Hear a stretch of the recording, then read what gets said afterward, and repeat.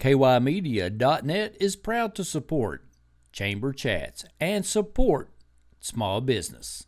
The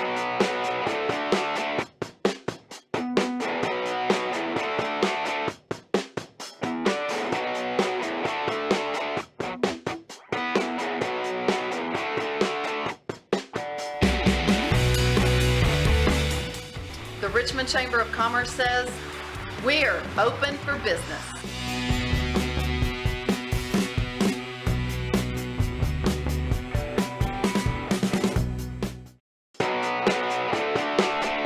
Welcome to this edition of Chamber Chats with your host, Mendi Goble.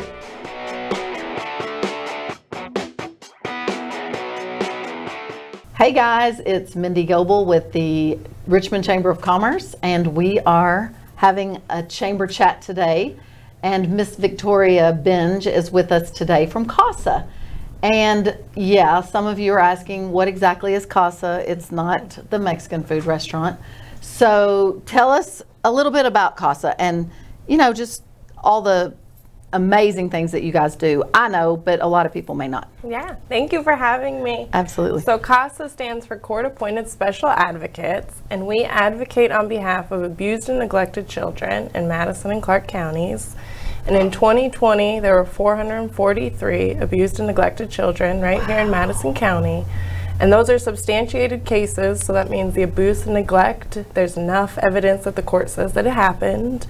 And Kentucky was just named #1 in the nation for the 3rd year in a row for child abuse. Great. That's really not something we like to be known for. Yeah, so we just advocate for those kids and make sure they have a voice in the courtroom. So that takes us right into 2020. I am assuming that 2020 has been even worse for those cases, but are they substantiated at this point because you don't have the school teachers and the different people that are in those kids' lives, you know, kind of giving you warning signs? Yeah, absolutely. And we have seen a decrease in number of substantiations in 2020, and that's just because these kids aren't being seen, right? And 2020 was a really hard year for us, like everybody. We had to cancel all of our events, fundraising. We had to rely on our amazing community to help us continue our mission. But it has really been, our volunteers, they had to stop visiting in person from March to July, which was really hard for them. Every day I got calls, can I go see my kids yet? But they did FaceTime or Zoom calls with them. And then in August, I let them go back to in person with masks.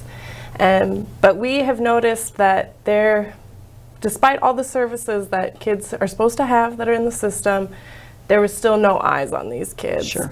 And we had a 3-year-old who was removed from his biological family in February of 2020 because of substance abuse and domestic violence, and was placed with a relative.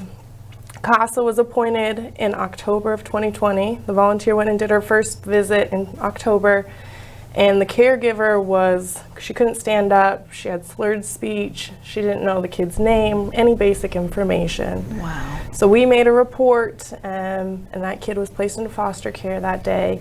But it came out that nobody had seen this kid since February. So we are one of the only people that are still seeing these kids and making sure they're okay. Wow. And I just fear what would have happened if they didn't have a CASA, because we are literally one of the only people still going in the homes. Wow.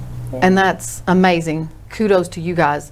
But I think that we're going to see a lot of repercussions from this past year. I mean, we were just standing here about school starting back, and you know, that's a big deal for a lot of kids, because that is the chance that they get to see people who notice things, you know, and then you guys, you know, kind of become a part of it once those things start moving down the road. But so what are your plans for moving forward for 2021? Yeah, so we're continuing on. We are serving more kids now than ever. We have more volunteers than we've ever had.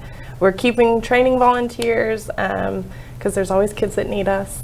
And we are planning events. We have an event at Harkness Edwards Vineyard in Clark County on May 8th. It's just going to be like a kickoff to summer, night under the stars. Sure. And then we are going to have our superhero gala, which I'm really excited about, on August 14th.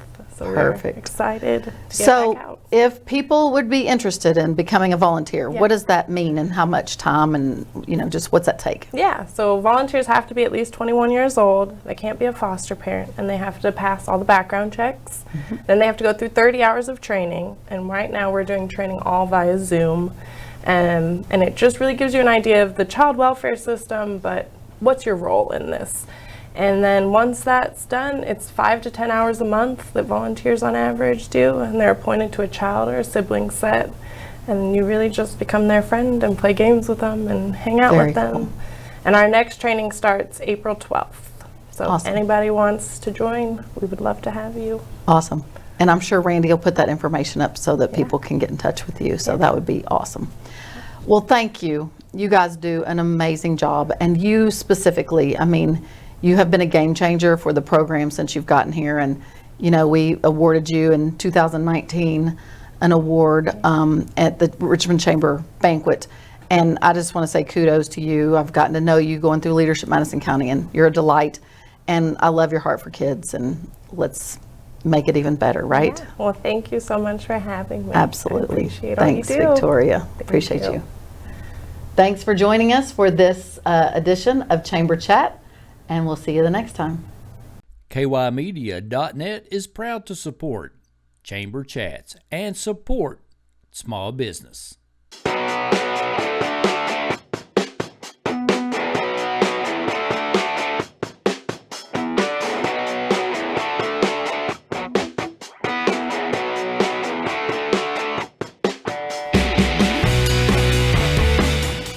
The Richmond Chamber of Commerce says, we're open for business.